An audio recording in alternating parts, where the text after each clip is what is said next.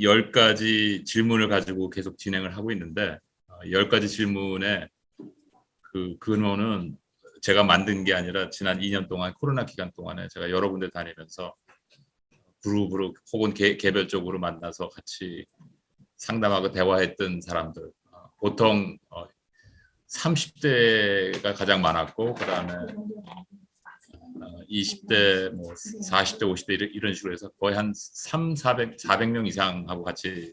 오케이. 그래서 그 질문들 받은 것 중에서 제가 가장 많이 받은 질문 10가지를 추려서 그래서 프로그램을 만든 겁니다.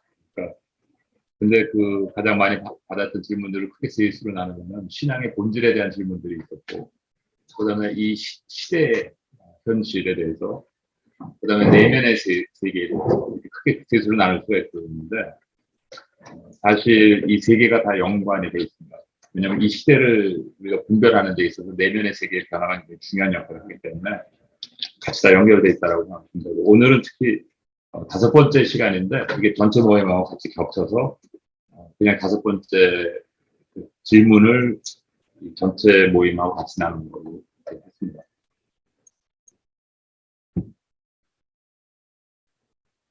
그래서 이 5번째 질문에 대한 이것을 4가지의 서브섹션을 해서 대화를 한번 나누려고 하는데, 과거 사회가 주는 교훈, 그 다음에 우리가 직면한 세계 경제 현에서 생계를 위한 기본 자본들의 파괴, 그 다음에 코로나의 결과, 붕괴되고 있는 생태계 이렇게 나누겠습니다. 항상 질문을 시작할 때 제가 또 하나의 질문을 하거나 혹은 그림을 보고 설명을 좀 하는데, 이 주제에 대해서 가장 요약된 그림을 좀 하나 보여드리겠습니다. 이 그림은 제가 팀 어반이라는 사람의 강의에서 커피 테이스트한 거기 때문에 어디 가서 같이 상업적으로 사용하지 않으시거든요. 나머지 스토리는 제가 만든 건데 이성적 판단을 이게 내 마음의 문이라고 한번 생각을 해보시고 거기에 이성적 판단을 하는 나가 있고 그 다음에 순간의 만족의 지배를 받고 있는 나가 있다라고 얘기합니다. 그래서 이 팀 어반은 이것을 어떤 각도에서 이제 설명을 했냐면 자기가 대학원 다닐 때 6개월 전에 그 논문의 제목을 받고 6개월의 기간의 시간을 받았을 때 6개월 동안의 계획을 쫙 세웠다가 3개월이 지나면은 그거를 3개월 계획으로 다시 바꿨다가 그 다음에 한 달 남으면 또 한 달 계획으로 이제 바꾸게 된다고 합니다. 그래서 쉽고 재밌는 것을 추구하다 보니까 계속 밀게 되고 그 다음에 순간적으로 자기가 좋아하는 것들을 하게 되고 그다음에 상식적으로 해야 하는 것은 계속 밀리게 된다고 합니다. 근데 자기를 보호해 주는 것이 있는데 그것이 뭐냐면 패닉이라는 괴물인데 이 패닉은 외부적인 요소에서 자극을 줄 수도 있고 아니면 자기가 갑자기 한순간 깨닫는 그런 순간이라고 합니다. 그래서 보통 그 6개월짜리 논문을 쓰는데 이 패닉은 자기의 경우에 3일 전에 자기를 방어한다고 합니다. 근데 이 얘기를 저는 들으면서 굉장히 동의를 했고 사실 이런 스토리를 제가 좀 찾고 있었습니다. 여기 비유하려고. 근데 저는 이 스토리를 약간 바꿔서 여러분들한테 나누고 싶은데 이게 뭐냐면은 제가 이 사회를 바라볼 때 어떤 느낌이 드냐면 이 이성적인 나와 그다음에 순간의 만족을 누리는 나가 있는데 이 순간의 만족을 누리는 나가 게으르거나 아니면은 뭔가를 이루기 때문에 지금 우리가 이런 현상에 도달한 것이 아니라 알고는 있지만 알고 있는 것을 부인하면서 계속 살고 있기 때문에 그렇다라는 것이 이 시대를 묘사하는데 가장 정확한 게 아닌가 하는 생각이 듭니다. 여러 가지 예를 들 수가 있는데 뭐 경제적인 측면에서 보면은 은행에 가서 저축성 이렇게 예금을 하려고 그럴 때 여러 가지 상품을 팝니다.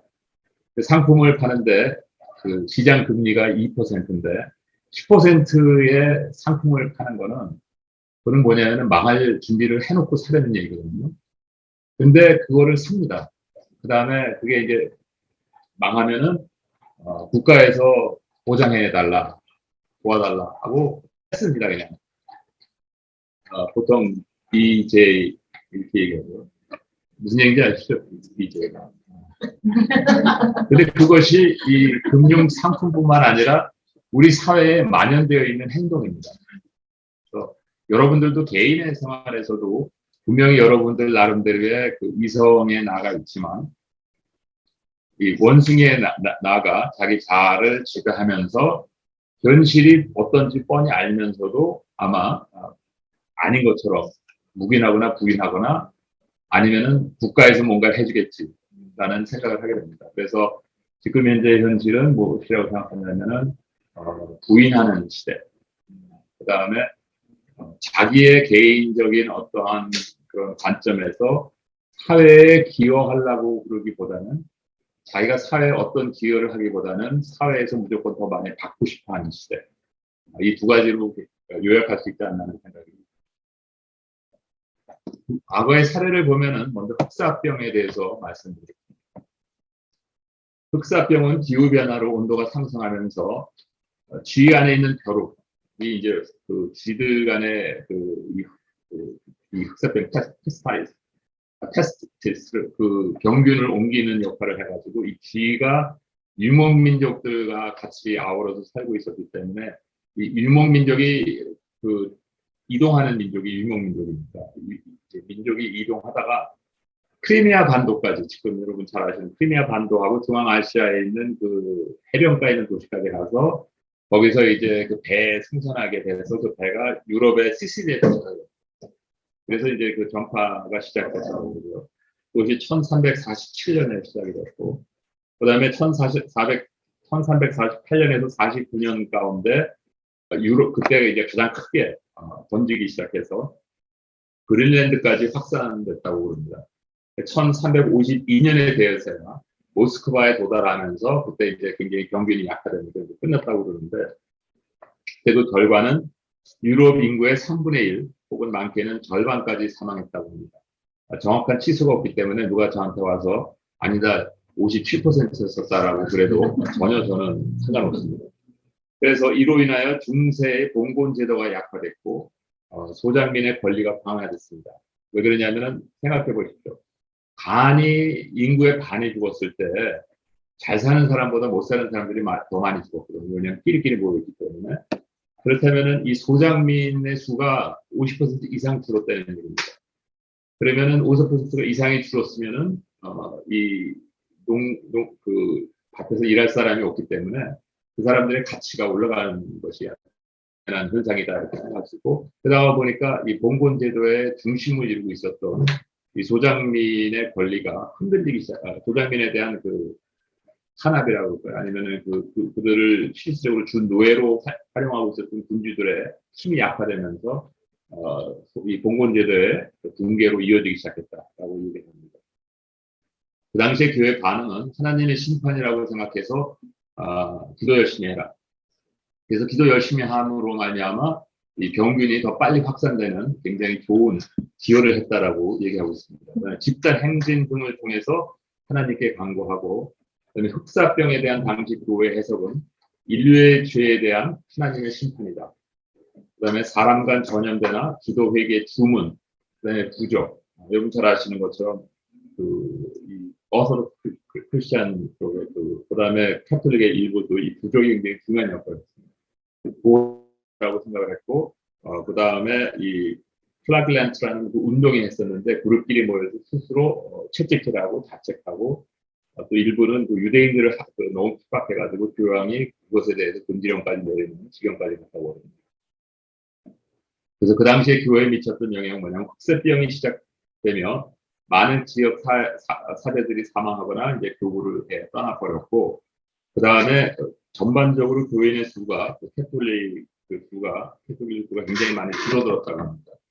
왜냐하면 이 당시까지만 해도 실질적으로 그 캐톨릭의 그 사람들이 많이 갔었던 것이 의지할 곳이 없었고 그다음에 이 국가가 굉장히 이전처럼 로마 제국처럼 제국이 있어서 국가에서 시민들을 보호하는 그런 제도가 없었기 때문에 군주들의 상당히 의지하면서 특히 이 교회의 그 교권이 있었기 때문에 그 역사를 좀 설명드려야 되는데 하여튼 시간이 없어서 그건 잘 못 드리겠고요. 잠깐만요.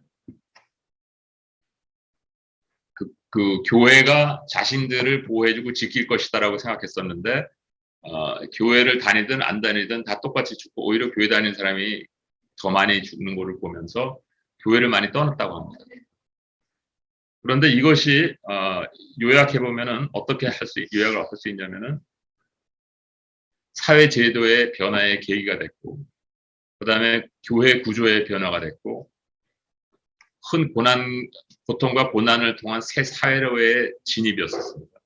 지금 뭐냐면 여기서 지금 제가 말씀드리려고 한 것은 무엇이냐면 이 흑사병 자체가 이런 일들을 벌인 게 아니라 사회는 이미 벌써 이런 쪽으로 가고 있어서 새로운 사회로의 진입이 예견되고 있는 단계로 도입했는데 이것을 그 도입을 빨리 자초하는 어떤 계기가 됐었다라는 것입니다. 그랬을 때 이 사회로 진입할 때 이 당시에 뭐 역사 또 설명드릴 수 있는 하여튼 굉장히 많은 사람들이 죽고 전쟁을 통하고 그래서 이 새 사회로 진입하는데 엄청 고통스러운 과정을 통해서 이제 진입하게 되는 것을 우리가 볼 수가 있습니다. 근데 일반적으로 알려져 있는 이 흑사병이 유일한 이 병이 아니라 또 하나 있었습니다. 비슷한 스케일의 병이 또 하나 있었었는데 저스티니안이라는 비잔타인 그 엠파이어, 그 당시에 로마 제국이 그 330년 정도 플러스 마이너스에서 이 어거스틴 황제가 이 로마 제국이 부패하면서 타락하게 되면서 다스리기가 힘드니까 서로마, 동로마로 나눠서 이 관장을 했습니다. 그때 이제 그 어거스틴 자체는 어거스틴이 아니지 컨스탄틴, 죄송합니다. 이거 어거스틴은 신학자고 컨스탄틴이 이런 거는 그냥 알아서 해석해서 좀 그 다음에 이 컨스탄틴이 그래서 자기는 이제 그 비잔타인 엠파이어 쪽에 가서 동유럽을 이제 다스리고 있었었는데 이 저스티니안 그 엠퍼러도 그 비잔타인 엠파이어에서 다스리고 있었던 사람입니다. 근데 그 당시에 이때도 이제 중부 아시아에서 병균이 유입되면서 애굽에서 발병이 됐습니다. 왜 애굽에서 발병됐냐면 그때가 중요한 항구였었기 때문에 거기로 아시아에서 오는 물류들이 들어오면서 이제 거기서 발병이 시작됐는데 이 애굽에 있는 그 알렉산드리아에서 실질적으로 로마의 그 군사 보급 통로를 통해서 또 일반 무역을 통해서 로마 제국에 굉장히 빨리 확산이 됐고 그다음에 로마 제국으로 번지면 인구의 25%에서 50%까지 또 사망하는 것으로 추측하고 있습니다. 그래서 그 흑사병하고 굉장히 비슷한 스케일이었습니다. 2세기에 걸쳐서 거의 2,500에서 1억 명이 죽었다라고 얘기를 하고 로마 제국의 재정난을 유발해서 군사력이 약화돼서 강대국의 위상이 상실되는 계기가 됐다고 합니다. 특히 이 당시에 그 배경이 또 이 로마 제국의 서로마가 그 당시에 어느 정도 약화되고 있었었는데 이 알프스 산맥을 넘어서 소위 말하는 야만족들이 바베리안스라고 그러죠. 야만족들이 살고 있었다라고 그러는데 그때 이제 그 독일 민족 거스의 침입을 받아서 476년에 이 서로마 제국이 그 로마가 함락됩니다. 그래서 그 함락된 이후에 다시 그것을 되찾으려고 이 저스티니안 그 엠파이어가 회복 운동을 하고 면서 전쟁을 이제 하고 있었던 그 과정에 이 역병이 이제 생겨서 약화됨으로 말미암아 회복하는데 실패되고 굉장히 복잡합니다. 하여튼 그러나 결국 실패되고 그 다음에 로마 제국의 이 비잔타인 엠파이어 자체도 굉장히 약화되는 그런 결과를 낳았다고 합니다. 그 역병 이후의 변화를 보면은 흩어진 권력이 생기고, 그러니까 이 중앙에서 로마 제국의 그 중심부에서 이제 흩어진, 특히 서로마 중심으로는 흩어진 제국의 흩어진 권력로 군주들 국가들로 이제 생기면서 문화가 더 중요한 역할을 합니다. 그다음에 서유럽은 기독교, 동유럽 중동은 이슬람교가 주된 종교로 자리매김을 하면서 서유럽은 봉건 사회로 진입하는 계기가 됩니다. 재밌죠. 흑사병은 봉건 사회가 붕괴되는, 이 역병은 형성되는. 근데 이때 형성되는 그 이유는 뭐냐면은 제국이 없다 보니까 자신들을 보호할 권력이 없어서 지역의 강한 사람들 밑에 무조건 들어가기 시작했습니다. 그래서 특히 그 북쪽에 독일 중심으로 굉장히 많은 그 군주들이 있었을 때 가능한 그 군주들에 들어가서 땅을 할당받고 거기서 생계를 유지하게 하면서 스스로가 어쩔 수 없이 준 노예로서 소장민으로서 일하게 됐던 것입니다. 그것이 이제 봉건제도의 이제 시작입니다. 그래서 사회 제도나 어떤 그 교회 제도가 역사의 일부라는 것입니다. 우리는 보통 생각할 때 교회는 이렇게 됐고 사회는 이렇게 발전하고 있다라고 생각하는데 이 사회의 변천과 교회의 변천은 똑같이 가고 있습니다. 교회에 미친 영향은 뭐냐면 역병으로 인한 생존이 두려움이 강한 종교성으로 변해서 그러니까 군주들한테 가서 생계를 보호받기를 원했고 이 불안한 인생을 보호받기 위해서 교회로 몰리기 시작했습니다. 그래서 두 번째 흑사병은 교회에서 나가게 했고 첫 번째 역병은 교회로 몰리게 하는 그런 일들이 벌어졌습니다. 그래서 또 역시 사회 제도의 변화의 계기가 됐고 두 번째로 교회 구조의 변화의 계기가 됐고 큰 고통과 고난을 통한 새 사회로의 진입이 시작됐습니다. 이때도 새 사회로 진입하는데 엄청난 전쟁과 사회의 그 굉장한 혼란기로 진입하는 똑같은 현상이었었습니다. 근데 이것은 제가 사실 지금 평신도 용동교회 평신도 신학당에서 강의하고 있는 내용의 일부를 따왔습니다. 왜냐하면 그냥 넘어가려고 그러니까 혹시 배경을 너무 모르시는 것 같아서 이 로마 제국이 있었고 그 다음에 분산된 권력 및 혼란기가 있었고 그 다음에 이슬람교가 이슬람 문명이 발달하면서 아까 말씀드린 것처럼 동부 및 중동 지역에 이슬람권이 장악을 합니다. 그 다음에서부터는 국가라는 개념이 별로 중요하지 않으면서 남부 르네상스 인본주의 사상이 발달됐고 그 다음에 과학, 법, 자본이 나중에는 산업혁명으로 이루어지게 됩니다. 그래서 교회의 역사도 초대교회, 칼케돈 및 기타 교회, 로마 및 동방교회로 갈리면서 그 다음에 나중에 종교개혁이 일어나면서 흩어진 이 기독교가 생기면서 세계 인구는 이 산업혁명 이후에 폭발하기 시작합니다.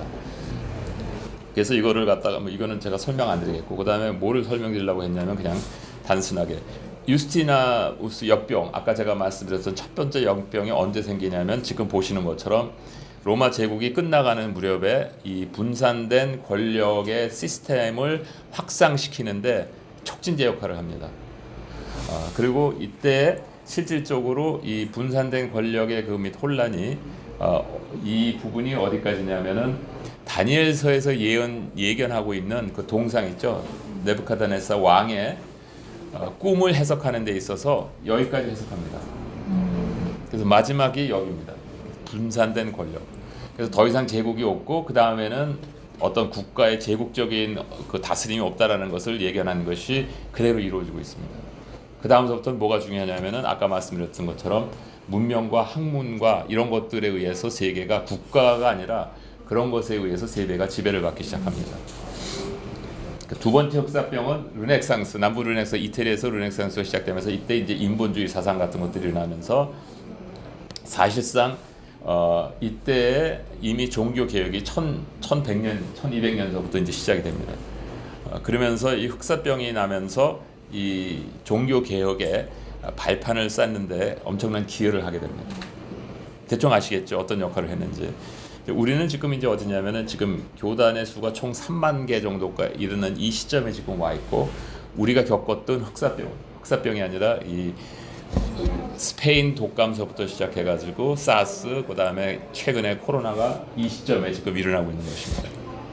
제가 이 그림을 보여드리는 것은 역사적인 흐름에 있어서 단순하게 그냥 코로나가 운이 안 좋아서 난 것이 아니라 또 하나님께서 심판하려고 그런 것이 아니라 이 역사의 흐름 가운데 우리가 자초지종하면서 그냥 전체적으로 역사 가운데 나타나고 있는 현상 중에 하나라는 것. 그 다음에 우리가 지금 현재 교회에서 체험하고 사람들이 교회를 많이 떠나고 있고 이런 것들이 이 코로나 때문이 아니라 이 사회의 변환기에 당연히 일어나는 하나의 현상 중에 하나지만 코로나가 그에 촉진제를 역할을 했다라는 것 이런 것들을 이해하셔야 되는데 도움이 되기 위해서 이 그림을 다시 보여드리는 것입니다. 이 전체적인 그 세미나를 보시려면은 3월 15일 날 했던 그 강의로 들어가서 보시면 됩니다. 저한테 커미션이 전혀 안 떨어지기 때문에 뭐 안 보셔도 상관없는데 궁금하시면 보시라는 얘기입니다. 그다음에 우리가 직면한 세계 경제의 현 주소를 잠깐 보여드리면은 이게 누군지 아십니까? 돈키호테 이 그림은 제가 직접 찍은 사진이기 때문에 이 카피라이트이 없습니다. 여러분들이 떠다가 마음대로 활용하셔도 됩니다. 상업용으로 활용하셔도 제가 전혀 문제 안 삼을 테니까. 이게 그 벨지움에서 이제 찍은 건데 왜 제가 이 그림을 보여드리냐면 제가 처음에 시작할 때 말씀드렸던 것처럼 지금 제가 보기에는 이 사회가 다 돈키호테 같이 행동하고 있기 때문에 그렇다라는 걸 보여드리기 위해서 그랬고 직면한 구조적 경제적인 문제들을 보면은 높은 청년 장년 실업률 제가 청년 장년이라고 하는데 뭐 나이에 관계없이 다 높은 실업률입니다. 그다음에 높은 진입 장벽 확대된 글로벌 차원의 기업 집중도 그다음에 높은 집값 이게 다 연결돼 있는 것이고요. 그다음에 지속 가능하지 않은 현 사회 보장 제도 이것이 지속 가능하지 않은 사회 보장 제도는 벌써 15년 전에 계산만 해봤으면 다 알 수 있는 그런 현상입니다. 최근에 와서 뭐 계산해봤더니 뭐 아니면 나이가 더 연장돼서 이거 다 뭐 부수적인 것이지 핵심적인 것은 지속 가능하지 않은 사회 제도가 계속 커지고 있었습니다. 그다음에 근본적 문제 해결에 대한 노력보다는 쉬운 방법 모색. 이것에 그 2차 세계대전 끝난 다음에 2차 세계대전이 끝나기 이전에도 벌써 이 방법을 가장 제일 먼저 구체적으로 도입한 현상이 루스벨트의 더 뉴딜입니다. 거기 자세한 내용은 제가 설명드릴 수 없고 그다음에 생산 역량에 비해 크게 과도해진 금융 및 실물 자산 가치 이에 따른 개인 재산의 실질 가치 유지 부재 방법. 그래서 일부에서는 대부분의 사람들은 자기가 퇴직한 다음에 어떻게 먹고 살 것인가를 걱정하고 있는 사람들은 있는 돈을 어떻게 보관해야지 그때까지 먹고 살 수 있을까를 걱정하는 시대입니다. 근데 그 걱정이 잘못된 걱정이 아니라 올바른 걱정이라는 것입니다. 진짜 걱정해야 되는 문제들입니다. 그 다음에 성장을 저하시키는 과도하고 더 커져 있는 부채. 지정학적인 리스크로 대립구조의 경제 시스템이 형성되기 때문에 여러분들이 보고 지금 직면하고 계시는 여러 경제 정책들은 경제의 문제에서부터 경제 문제를 해결하려고 도입되는 것이 아니라 지정학적인 리스크 때문에 이 컨스트레인트들이 생겨가지고 유발되는 경제 정책이 상당히 많습니다 지금.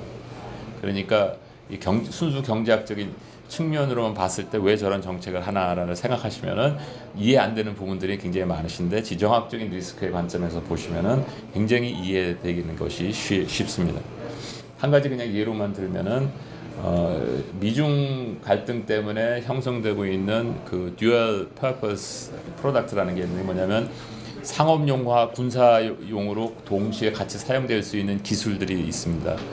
그런데 지금 현재 제조 산업에서 생산되는 기계들 여러 가지 상품들 중에서 그것이 이제 같이 오버랩되지 않는 부품이 점점 줄어들고 있습니다. 그런데 그 부품을 같이 나누면 어떻게 됩니까?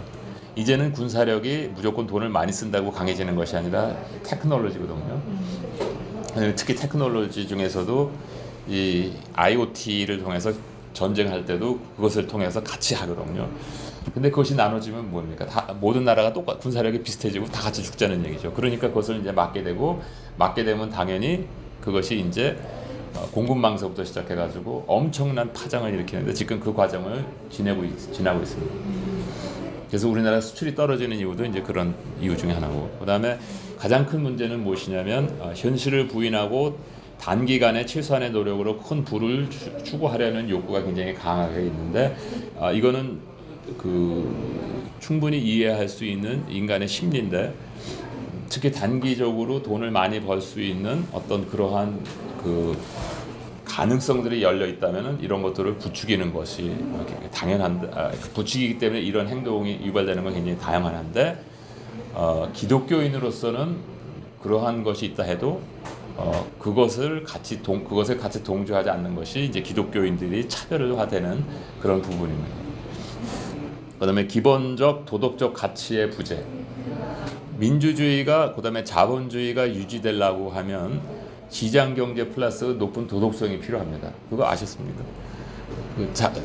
시장 경제가 유지되려면은 높은 도덕성이 같이 병행돼야지만 시장 경제가 유지됩니다. 근데 그것을 원치 않으시면은 사회주의로 가야 되는데 사회주의가 되면은 결국에는 뭐가 되냐면 독재가 나옵니다. 그럼 독재가 나오면 엄청 핍박이 생기는 거거든요. 그러니까 여러분들이 택하시면 됩니다. 높은 도덕성을 갖춰서 지금 현재 상태를 유지할래 아니면은 누구의 노예처럼 살래. 그러니까 뭐 알아서 결정하시기 바랍니다. 자, 재정학적 리스크에 대해서 제가 좀 말씀드렸는데 이거는 좀 너무 민감하기 때문에 제가 그 1차 세계대전 이전에 그 지정학적인 리스크를 설명드리겠습니다. 왜냐하면 나라 이름만 바꾸시면은 거의 똑같습니다. 그 당시에 이제 이거를 보시면은 프랑스 이제 각 국가들이 프랑스하고 영국이 가장 그 식민지를 많이 차지해서 다스리고 있는 그런 시기였었고, 그 다음에 독일이 새로 급부상하는 아주 그 힘센 나라로 급부상하고 있었던 시기였었고, 그 다음에 독일도 영국과 프랑스처럼 식민지를 차지하려고 해군을 굉장히 키우고 있었던 그런 시기입니다. 그 다음에 오스트리아 헝가리는 실질적으로 땅덩어리는 크고 나라 군사력은 강했지만 내부적으로는 이게 귀족 사회의 네트워크를 통해서 형성된 국가였었기 때문에 굉장히 한계성을 유지하고 있었고, 러시아는 지는 태양이었었습니다. 그러나 지지 않고 있다라는 것을 과시하려고 애쓰고 있었던 그런 상황입니다. 이태리하고 스페인은 상대적으로 덜 중요했던 그런 시기입니다. 그리고 여기서 보면 이제 트리플 언타운트라고 있는데 이것과 그다음에 센트럴 파워가 가장 중심적으로 서로 편을 먹고 이제 양대양으로 이제 대립하고 있었던 상황입니다. 그다음에 뉴트럴이라는 것이 있었는데 이 뉴트럴이라는 것은 던키호테입니다. 그러니까 실질적으로 이 지정학적 리스크에 봤을 때 세계의 역사를 보면은 나는 중립국을 유지하고 싶다라고 얘기했던 건 뭐냐면 나는 현실을 바라보고 싶지 않다라는 거하고 똑같습니다. 왜냐면 역사적으로 그런 거거든요. 왜냐하면 실질적으로 중립국이 존재할 수가 없습니다. 스위스가 독일 2차 세계대 때 중립국으로 그건 다른 얘기입니다. 그건 진짜 중립국이 아니라 하여튼 그래서 그 당시에 이제 패권 경쟁이 있었고 군사력이 빠르게 증강돼 있었고 계급사회 불만 및 노동 착취가 이루어지고 있었고 귀족 간의 연계로 형성된 제국들이 있었고 국제 질서에 실속 없는 면분 찾기가 있었고 역량을 초월한 가계 위상을 지키려는 노력이 있었다고. 자, 그러니까 여기서 세계 1차 대전만 빼고 현 시대에 그러면 아마 똑같이 여러분들이 그릴 수 있을 겁니다. 그 다음에 그냥 이것이 이제 이 사람들이 이 국가들이 서로를 보호하려고 이제 맺은 협력들이고 이것들이 조약됩니다. 서로 동맹 조약, 군사 협력 조약. 지금 현재 있었던 거에 한 3분의 1 정도만 제가 여기다 써놨습니다. 너무 많아서 쓸 수가 없어서. 뭐를 말씀드리려고 그러는지 아시겠죠? 그때 이 국가들을 배경을 가리키고 있었던 그 생각이 철학이 뭐였었냐면 유럽은 이미 엄청난 전쟁을 통해서 많은 사람들이 죽었기 때문에 이제 더 이상은 우리 스스로는 전쟁할 만큼 유치하지가 않다. 우리는 이제 그것을 초월한 하나의 민족이 됐다. 이런 생각이 지배하고 있었고, 두 번째는 그럼에도 불구하고 우리가 강한 국가들끼리 서로 동맹을 맺으면은 큰 전쟁이 터지기 때문에 설마 이 전쟁을 상대천에서 서로 못 이길 거다라는 그런 확신이 있었습니다. 그런데 조그만 계기로 지금의 세리보라는 그런 도시에서 사건이 터져서 뭐 사건의 내용은 별로 중요하지 않지만 전쟁이 유발되겠는데 첫 번째로 오스트리아 헝가리가 서비아를 쳐들어갔고 이 배경은 뭐냐면 이 오토만 제국이 사실 이 땅을 차지하고 있었는데 이제 뺏겼습니다. 그래서 이 자체 내에 있는 이 국가들은 독립하려고 그랬고 오스트리아 헝가리는 거기를 취하려고 하고 있었던 그런 배경이 있었습니다. 이것도 뭐 좀 비슷하죠. 제가 어느 나라라고 얘기는 안 하겠지만 하여튼 그래서 오스트리아 헝가리는 여기를 쳐들어갔고 그것이 이제 전쟁에 유발이 됐고 굉장히 섬뜩한 얘기입니다. 그 다음에 두 번째로는 독일이 벨gium을 통과해서 프랑스로 들어갔고 세 번째는 독일이 러시아를 들어갔고 네 번째는 헝가리 오스트리아가 러시아로 들어갔고 또 영국이 독일이 벨gium을 쳐들어가는 걸 보고 또 들어왔고 이태리는 이 트라파이트 엉텐트에 있었기 때문에 할 수 없이 오스트리아 헝가리에 또 쳐들어갔습니다. 오늘 세계는 뭐 때문에 지정학적 리스크가 고조되고 있습니까? 제가 이걸 말씀드리려고 하는 것이 지금 현재 지정학적 리스크가 이렇게 비슷하다는 것보다도 이 지정학적인 리스크를 유발시키는 각 국가들의 국민들의 정서와 어떠한 레토릭에 사로잡혀 있는지, 그다음에 우리들이 사로잡혀 있는 지금 현재의 레토릭은 무엇인지, 진정으로 우리가 목소리를 낼 만큼 우리가 기독교인으로서 중요한 이슈들인지 이런 것들에 대해서 생각해 보시라고 제가 이걸 보여드리는 것입니다. 왜냐하면 지정학적 리스크의 자체에 대해서는 우리가 할 수 있는 건 하나도 없습니다. 그러나 최소한도 우리가 속해 있는 이 사회에서 이 많은 소리들이 일어나고 있을 때 과연 내가 어떤 소리에 같이 동참하고 참여하고 같이 느끼는 그 자체가 무엇에 의해서 지금 현재 유발되고 있는지를 생각해 보시라는 것입니다. 근데 일반 시민으로서가 아니라 시민을 떠나서 그보다 더 하나의 하나님의 백성으로서, 하나의 인류의 시민으로서, 제가 이게 약간 뭐 너무 거창하게 표현하는 것 같아서 좀 웃으면서 말씀드리지만 진심으로 말씀드리는 것이 무엇이냐면 하나의 국민으로서보다도 하나의 사람으로서 이 세상의 한 시민으로서 한번 생각해 보시라는 것입니다. 생계를 위한 기초 자본의 파괴들이 돌아올 수 있는 시점인데 여기에 있어서 우리가 지금 현재 여러분들이 알고 있는 생산을 위한 기본 자본, 기술 노동 자본은 여러분들이 대학교 때 혹시 경제학 101을 들으신 분들은 다 아실 겁니다. 그래서 이거에 대해서 얘기하려고 하는 것이 아니라 일반적으로 이것을 지탱하고 있는 자연 자본, 가버넌스 자본, 사회 자본이 있습니다. 이것은 ESG로 보통 표현하는데 ESG로 표현하기 이전에 자연 자본, 거버넌스 자본, 사회 자본으로 우리가 표현할 수 있는데 이것은 왜 제가 여기다 쓰냐면 모세의 율법에 크게 세 가지로 나눠지는 거 아시죠? 제사법이 있고 사회법이 있고 그다음에 자연법이 있습니다. 이 자연법은 인간으로서 지켜야 될 기본 원칙들이고 이 제사법은 하나님 중심으로 이루어지고 있는 theocracy 자체 내에 하나님과의 교류를 위해서 필요했었던 방법이고 그 다음에 사회법은 처음으로 한 국가가 모여 살 때 어떻게 이 국가가 조성되어야 되는지 질서를 하나님께서 가르쳐 주신 것이 모세율법을 통해서 나온 사회법입니다. 그러면 오늘날에 적용되는 법은 뭐가 있겠습니까?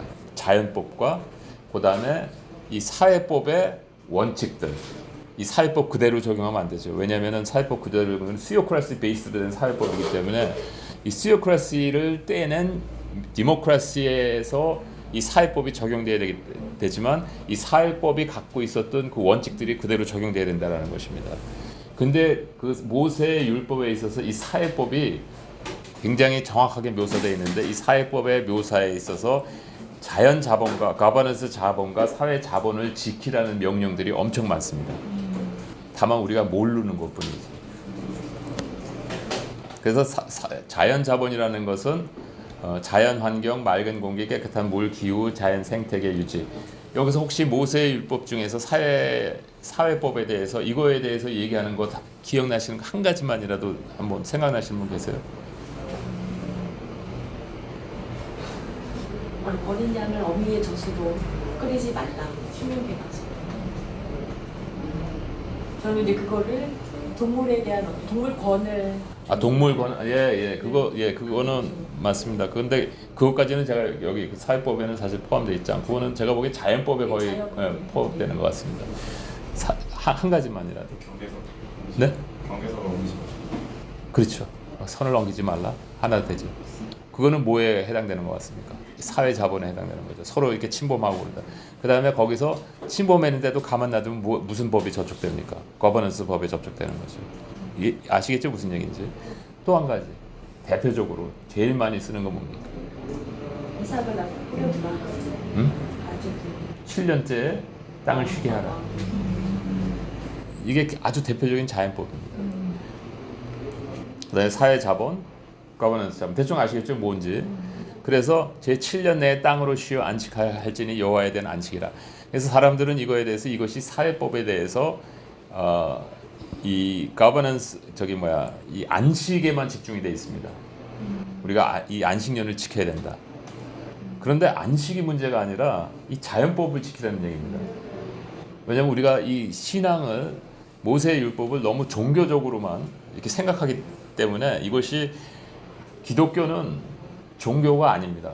최소한 저한테는 종교라고 생각하지 않습니다. 기독교는 저한테는 그냥 삶을 어떻게 살아야 되는지에 대한 규범이고 우리가 이 땅에서 어떻게 살아야 영원한 풍성한 삶에 하나님과 함께 머무를 수 있는지에 대한 가르침이지 저는 종교로 생각한 적이 없습니다. 그래서 일요일 날 뭐 안식일을 지켜라 아니면 무슨 그래서 교회 가서 예배드려라 저는 그런 개념이 전혀 없습니다.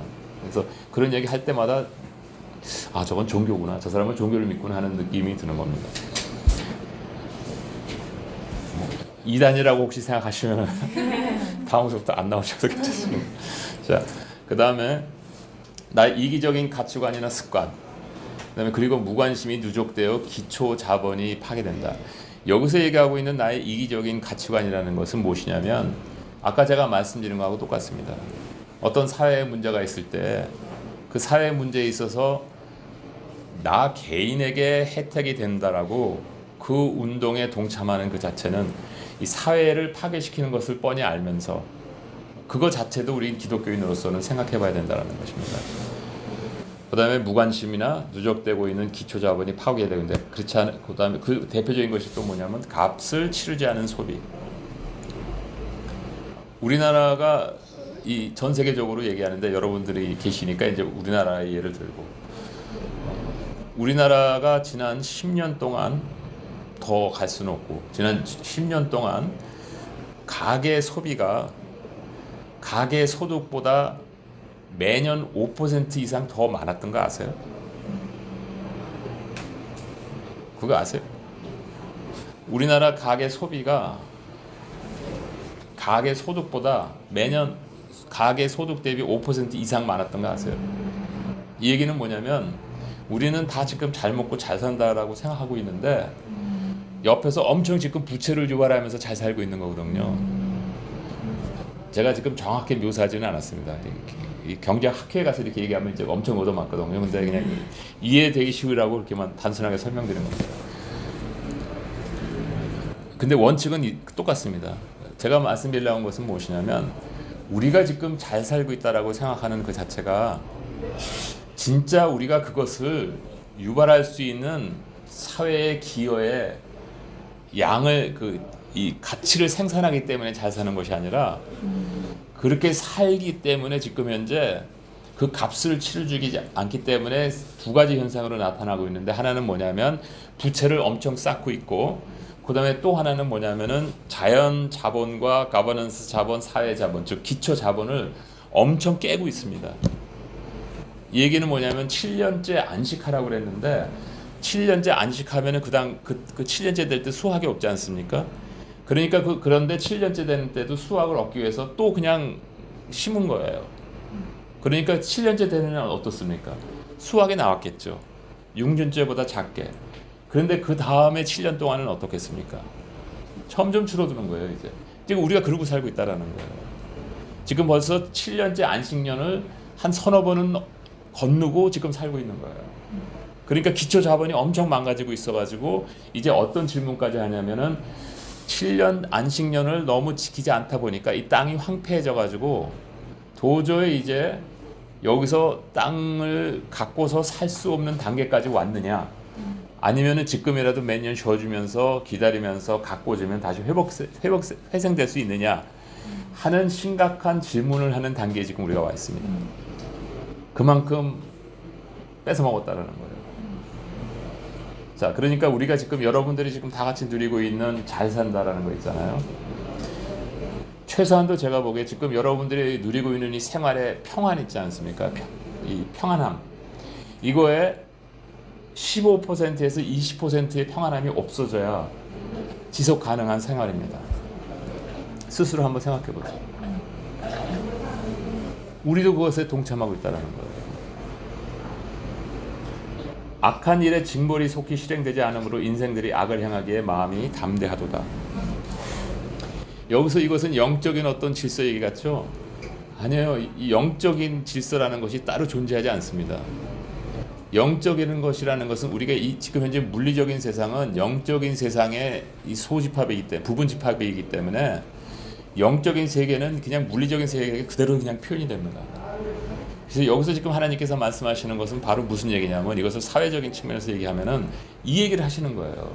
너희가 지금 기초자본을 갉아먹고 있는데 너희가 지금 무슨 행동을 하고 있는지 모르는 이유가 왜 그러냐면 기초자본이 파괴돼서 더 이상 생산하지 못할 때가 되면은 그때 충격을 받는다라는 거예요.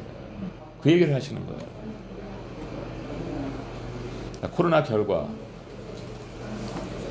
국가 간 내부 분쟁의 수가 증가하고 있습니다. 근데 증가하고 있는데 이 중간에 이 증가하는 것은 내부 분쟁입니다. 근데 내부 분쟁은 연도를 보시면은 이해가 되십니다. 이 연도가 어떤 연도들입니까? 식민지들이 다시 자유를 찾으면서 내부적으로 정착하려고 투쟁이 일어났었고 그 다음에는 뭡니까? 동부 유럽, 포머 FSU 나라들이 USSR 나라들이 붕괴되면서 자립을 하려고 엄청나게 일어났고 중동에서 그랬고 그렇기 때문에 이해가 충분히 됩니다. 그래서 이 중간에 큰 것은 우리가 어떻게 해석할 수 있습니까?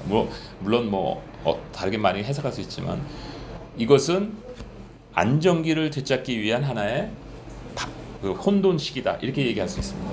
그런데 문제는 뭐냐면 최근에 다시 증가하기 시작했는데 최근에 다시 증가하기 시작한 분쟁의 이유가 뭡니까? 타국입니다. 자체 내로 안정기로 들어가기 위해서가 아니라 옆에 있는 국가들로부터 이제는 침범받기 시작한다는 얘기입니다. 이게 문제입니다. 그래서 코로나 전에 사람들한테 이게 글로벌 월드 이코노믹 포럼이라는 거 아시죠? 거기서 세계 인구를 물론 세계에서 수십만 명이 아니라 몇만 명에게 이 서베이를 해가지고 당신에게 있어서 가장 지금 중요한 문제가 뭐라고 생각하냐 그랬을 때 자연 파괴다라는 얘기를 합니다. 왜냐하면 특히 유럽에 있는 사람들은 그것에 굉장히 민감하기 때문에. 그 다음에 사회 질서 파괴. 우리가 알지 않습니까? 미국에서 국회의사당 들어간 거, 파리에서 엄청 데모했던 거. 지금 이 사회가 각 나라들이 폭발하기 직전에 있는 것과 같은 느낌이 있거든요. 그리고 나중에 생활보장 위협. 왜 이 생활보장 위협이 3위로 왔는지 아세요? 자연 환경을 파괴하고 있기 때문에 별로 못 느꼈거든요. 그 다음에 부채를 계속 쓰고 있기 때문에 자기가 생활보장이 얼마나 위험한 상태에 있는지 모르기 때문에 그렇습니다. 그런데 코로나가 끝나고 나서 다시 똑같은 걸 했더니 사실 코로나 끝나기 직전이었습니다. 22년. 사회 질서 파괴를 먼저 됐죠. 왜냐하면 실질적으로 코로나 때문에 문제들이 많이 생겼으니까. 그 다음에 생활보장 위협을 받기 시작했어요. 그 다음에 자연환경 파괴는 뒷전으로 물러났습니다. 생활보장 위협이 왜 2인지 아세요? 코로나 기간 동안에 엄청 국가들마다 돈을 부어넣었거든요. 뭐를 통해 가지고 부를 창출해서 돈을 부어넣습니까? 아니요. 더 큰 부채를 놓으면서. 그래서 예레미야에서 포도주를 하나님께서 더 충만케 불어넣어 주셔서 사람들이 포도주를 더 즐기다가 망했다 이렇게 얘기하고 있어요. 지금 부채를 부어넣고 있습니다. 그 다음에 이것은 한국갤럽 자체 조사에서 2021년에 한 건데 사실상 코로나 이전이라고 생각하시면 됩니다. 왜냐하면은 코로나 시작하고 나서 어느 정도 지나진 않았지만 코로나 지나면서 그때만 해도 아직 사람들이 자기가 교회를 완전히 떠나겠다 뭐 이런 판단을 안 한 그런 상태이기 때문에 보시면은 가장 호감 가는 종교는 무엇이냐 그랬을 때 맨 위에 보시면은 불교가 20%, 개신교 6%, 천주교 13%, 그 다음에 없다라는 게 60%. 그 다음에 비종교인, 즉 여기서 1,500명 중에서 서베이한 중에서 교회 안 나가는, 그러니까 종교가 없는 사람들 중에서 종교가 전에 있었느냐 물어봤더니 38%가 불교였었다라고 그러고, 그 다음에 52%가 개신교였었다고 그러고. 그러니까 이 얘기는 뭐냐면 개신교가 가장 사람들이 많이 떠나버리는 그런 그런 종교라는 것입니다. 그 다음에 개신교의 사회 기여도를 보면은 개신교 스스로가 대답하기는 매우 많다. 매우 많다는 10%, 그 다음에 어느 정도라는 게 70%입니다. 근데 비종교인한테 물어봤더니 그 70%가 17%로 떨어지고, 그 다음에 없다가 82%입니다. 아마 제가 보기에 그 저 17%도 일반 교회 때문이 아니라 그 특정 그 개신교에서 하고 있는 여러 가지 자선 사업 뭐 이런 것들 때문에 아마 그러는 것 같습니다. 자, 이것만 보더라도 얼마만큼 이 우리 스스로가 우리를 생각하는 것과 이 우리와 같은 신앙을 갖지 않은 사람들이 우리를 바라보는 모습에 차이가 큰지 아시겠죠. 그다음에 마지막으로 현재 종교를 믿지 않는 이유가 무관심입니다. 종교가 아무 의미가 없다라는 거예요. 종교가 아무 의미가 없다. 그래서 우리는 코로나를 통해서 패닉이 등장했는데 지금이라도 이 패닉을 보시는 분들은 축복받은 사람들이고 아직도 이제 코로나가 끝나가니까 다시 정상으로 돌아가겠다라고 생각하는 사람들은 아직도 이 패닉을 보지 못한 사람들입니다. 코로나는 우리에게 아래 사항을 자각하게 했는데 첫 번째, 지속 가능하지 않은 삶을 누리며 모두 다 더 많은 것을 갈망하고 있다는 것입니다. 우리 다 마찬가지 아닙니까? 어떻게 하면 조금 더 잘 살고 싶은지 그것만 생각하지 않습니다. 사회 질서는 약화되고 지정학적 리스크는 고조되고 있고 분쟁의 화약고 위에서 우리는 생활하고 있습니다. 유럽에 갔을 때 제가 느꼈던 거 지난번에 한번 말씀드린 것 같지만 작년 벌써 1년 전이네. 작년에 그 벨기움에 갔을 때 그 브라셀에 이 코너마다 이 광고 표지판에 우크라이나 전쟁 그 그림들만 있습니다.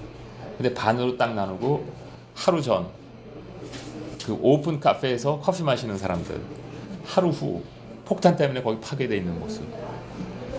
굉장히 유럽인들에게는 그것이 자기 옆집에서 지금 일어나고 있는 일이에요. 근데 그거 아세요? 우리나라도 비슷하게 위험한 거? 근데 이렇게 평안할 수가 있냐 이거죠. 자, 그리고 지금 현재 이 텐션 때문에 굉장히 여러 문제들이 많이 벌어지고 있잖아요. 그래서 그 텐션 때문에 사실은 여러 가지 정책들이 일어나고 있는데 그 정책에 대해서 또 반대하는 여러 가지 의견들이 전혀 생각이 없는 것 같아요. 그러니까 나라를 생각하거나 조금 더 큰 범위 내에서 뭐를 생각하지 않고 자기의 지금 현재 이 이권에 이 해가 오느냐 안 오느냐 그것만 그냥 바라보고 있는 거예요. 개인의 미래는 더 불확실해지고 나는 점점 더 무기력해지는 것 같다라는 것입니다. 마지막으로 기독교는 사회 문제나 본질의 심각성과는 무관하게 교단을 수호하는 데 힘을 쏟거나 아니면 방향성을 상실한 상황 같습니다. 자, 저는 이런 문제들 때문에 사실 이 문제는 저한테는 새로운 게 아니라 제 직업 때문에 그다음에 제가 신앙 이 사역을 하다 보니까 특히 그 직업 때문에 이 문제에 대해서 벌써 십몇 년 전서부터 계속 고민을 하기 시작했습니다. 왜냐하면 그냥 일반 이 직장 물론 제 분야가 그것 때문에 그럴 수도 있지만 일반 직장을 하는 저로서도 이 문제가 심각해지기 시작한다는 것이 벌써 이미 10년 전서부터 굉장히 자각되기 시작했기 때문에 이거에 대해서 엄청 걱정을 시작했습니다. 그래서 이것을 사실 굉장히 많이 외치고 다녔기 때문에 하여튼 좀 어려움도 많았고 그 왕따 당하는 일도 생겼고 굉장히 좀 심했었습니다. 그러나 하여튼 이런 문제가 생겼고 특히 2년 전쯤에는 2년이 아니라 2018년 그때는 2020년에 저는 금융 위기가 올 줄 알았습니다. 왜냐하면 상태가 너무 심각해져서. 그래서 그때서부터 굉장히 좀 소리를 내기 시작해서 제 직장에서도 약간 제 이상한 애 같다. 왜냐면 혼자만 이상한 소리를 계속 내니까. 근데 제 보좌관한테는 제가 설명했습니다. 근데 분명히 지금 상황을 보니까 2019년 말이나 2020년까지 전까지 우리가 이거 어느 정도 회복시켜 놓지 않으면은 이 문제가 터질 때 감당하지 못할 것 같다는 얘기 계속했거든요. 근데 증인이 있습니다. 근데 제가 전혀 예측지 못했던 것이 그것이 금융위기가 아니라 코로나였었다라는 것입니다. 저는 코로나는 상상도 못했어요. 근데 굉장히 불안했거든요. 그만큼 상태가 심각해지기 때문에. 근데 코로나 때문에 사실 그것을 연기시켰죠. 왜냐하면 돈을 더 부어 넣었으니까. 지금 우리가 이제 그런 상황이 있다는 것입니다. 그래서 사실 그 코로나가 처음에 생기기 시작했을 때 제가 굉장히 불안했던 게 뭐냐면 이제 다음 단계로 우리가 진입하는데 이 다음 단계로 진입할 때 과거처럼 우리가 엄청난 분쟁과 전쟁을 통해서 수많은 사람들이 죽어야 하는 그 단계로 지금 들어가야 됩니까? 아니면 어떻게 해서라든지 그 단계로 들어가지 않고 우리가 이제 조금 더 성숙한 인류가 됐으니까 이 단계를 조금 힘들지만 그래도 참고 인내하면서 통과해서 사람들이 많이 죽지 않는, 즉 전쟁으로 이어지지 않는, 그냥 어떻게 어렵게 하면서 지나갈 수 있는 그런 아직 기회가 있습니까? 가 저의 기도 제목 넘버 1이었었습니다. 그래서 그것 때문에 상당히 기도를 많이 했고 그것 때문에 아직도 기도하고 있습니다. 근데 저는 예언의 은사가 없기 때문에 하나님께서 딱 나타나셔서 이거다라고 얘기를 안 해주셔서 잘 모르겠지만 저는 아직도 그 후자를 믿고 싶습니다.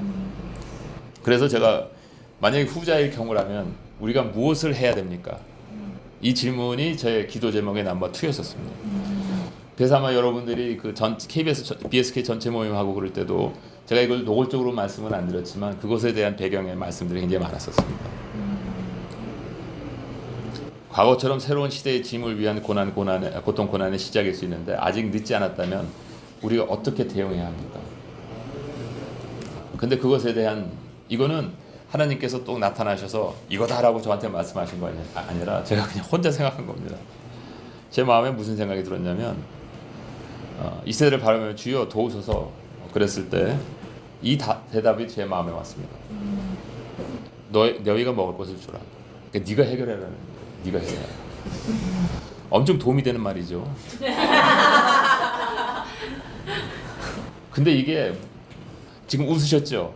왜냐면 이게 저 개인한테 얘기하는 게 아니라 여러분한테 하시는 얘기예요. 이제 웃음이 안 나오실 겁니다. 왜냐면 여러분 다 저하고 동역자들이시잖아요. 근데 여기서 뭐냐면 떡 5개와 물고기 2마리 뿐이다라고. 근데 우리 한 사람 한 사람 보면 다 그렇지 않습니까? 여러분들에게 있는 건 뭡니까? 여러분들이 진짜 한 사람의 여러분들이 어떻게 해가지고 이것을 평화롭게 다음 단계로 진입할 수 있게끔 하실 수 있을 것 같으세요? 저는 이게 사실 다음 단계로 진입하는 게 마지막 단계인지 아니면 그 다음에 또 단계가 있는지 몰라요. 근데 제 생각에는 마지막 단계인 것 같아요. 그래서 저는 이것이 무슨 예수님의 재림이 뭐 당장 내일이다라고 생각하는 건 아니지만 예수님의 재림은 언제든지 가능하거든요. 그러나 한 가지 확실한 것은 다음 단계로 들어가고 있고 그럼 우리가 있는 것이 무엇이냐 생각을 해봤더니 언약이 있고 부족한 기도가 있고 그 다음에 여러분 안에 갖고 있는 거룩함에 대한 작은 갈망이 있다는 것입니다. 제가 감히 거룩함에 대한 갈망이라고 직접 쓰지를 못하겠어요. 그래서 작은 갈망이라고. 그래서 이러한 것이 여러분들에게 있다면 가능합니다. 왜 가능합니까? 이것이 있으면 왜 가능합니까? 여러분들이 사회를 대하는 태도가 달라지고 여러분들의 기도가 깊어지고 여러분들의 자신을 위한 기도보다는 이 사회를 위한 기도를 하기 시작하고 사회를 이해하고 싶어서 하나님께 다시 더 나아가게 되고 그러면서 중보가 시작되고 하나님과 깊은 교제가 시작되면 하나님께서 필요하신 것이 바로 무엇입니까? 의인들의 기도입니다. 하나님께는 의인들의 기도가 기독교인이 무슨 훌륭한 지도자가 돼서 무슨 정책을 내놓는 것보다 훨씬 더 중요합니다. 왜 그런지 아세요? 중요한 정책과 기발한 아이디어를 내서 뭔가를 이루는 것은 안 믿는 사람도 충분히 할 수가 있어요. 그걸 꼭 기독교인이 해야 된다는 착각은 하지 마세요. 왜? 바빌론 시대 이후에 하나님께서 누구를 세우셔서 그 당시에 섭정을 이루어서 하나님의 뜻을 이루셨습니까? 다니엘입니까? 아니에요. 누구예요? 사이러스예요. 다이루스 왕. 다이루스 왕한테 뭐라 그러셨는지 아세요? 저는 내가 택한 자다 이렇게 말씀하셨어요. 다이루스 왕은 신앙이 유대인이 아니었었거든요. 하나님도 믿지 않았던 사람이에요. 근데 하나님께서 그렇게 얘기하시는 거예요. 성경을 보시면서 좀 빼달으셔야 되는 것 같지 않으세요? 여러분 성경 보는 관점이 왜 이렇게 종교적으로 좁아졌는지 모르겠어요. 하나님께서는 기독교의 하나님이 아니세요. 온 세계의 인류의 하나님이시고 예수 그리스도께서는 기독교라는 종교를 만들기 위해서 오신 게 아니라는 거예요. 인류를 구원하시기 위해서 오셨다는 것이죠. 그래서 오늘 이 시간에 같이 동참하신 여러분들은 이제 네가 먹을 것을 주라 한 그 너에 같이 포함되는 분들입니다.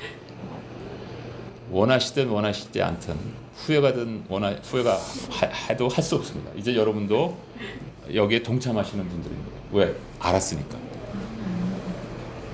이제 동참하시지 않으시는 분들은 알아서 하세요. 이것으로 마치겠습니다. 감사합니다.